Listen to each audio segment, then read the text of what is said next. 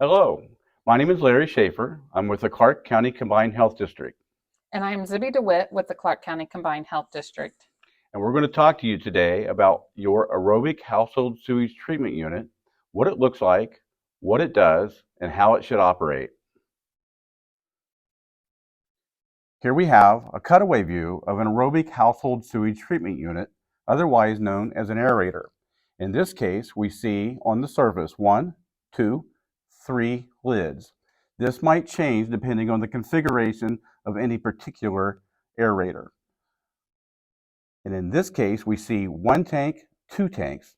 And oftentimes, this is one large tank with several compartments inside. But the way it works is sewage comes in from the house, which includes solids, grease, and liquid. The grease and fats rise to the top where they float. The solids settle to the bottom. The liquid portion goes on over here where there's an air pump, sometimes covered with a lid, which forces air down here to feed aerobic bacteria, which digest the harmful bacteria and toxins. From here, we get further settling of the solids, and then before it exits, in this portion of the aerator, there are chlorine tablets to provide a secondary disinfection or an ultraviolet light, which also kills bacteria. And then the sewage exits the aerator. Typically, they exit to an open ditch or a stream, but we don't always see that because there's a pipe going to those locations under the ground. So many household or homeowners think that their sewage is being discharged to the soil, but it is not. In fact, it's going directly to the surface. If this motor and pump are not feeding oxygen to the good bacteria to kill the harmful bacteria, or there's no secondary disinfection, that means that harmful bacteria and toxins are being released directly to the environment where they could be harmful to us, our children, and contaminate our drinking water. It's important that you pay attention to your aerator and also have a registered service provider to make sure that this air pump is working and that there's always a secondary disinfection and that the whole unit is pumped out when necessary. Okay, Zibby, here we are at an aerator. Can you explain what we're looking at? All right, so this first lid that I'm getting ready to remove is going to be the inlet side. So this is where all your sewage comes into your tank from your septic or from your house.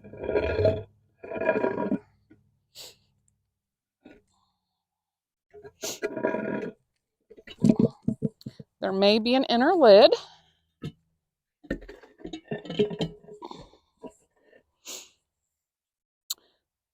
So this is showing, here you can see we've got our layer of oil, fats, and greases on top. There will be a pipe underneath there where it comes in from your house. Okay. This next lid is going to be where our motor is located.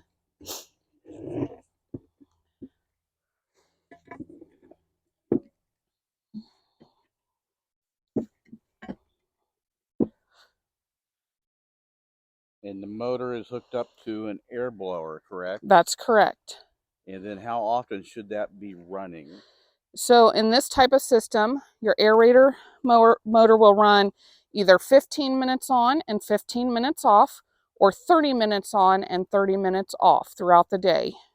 So even when it's cold out and the motor is off, you should still be able to feel that it was relatively warm compared to the outside That's environment. correct. This motor here will still be warm as it is in this case, so it is not running. When it is running, you can hear it, but the motor is still warm to the touch. Okay. And then what do we have here? Then this is the next compartment in our septic.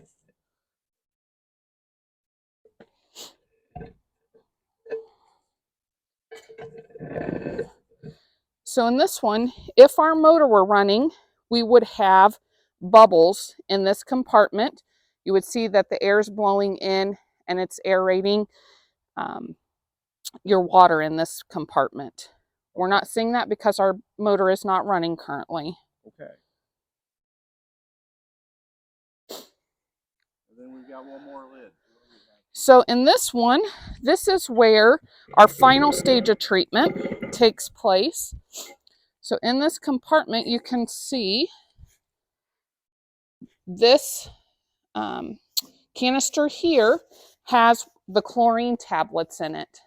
So that's doing our final stage of treatment.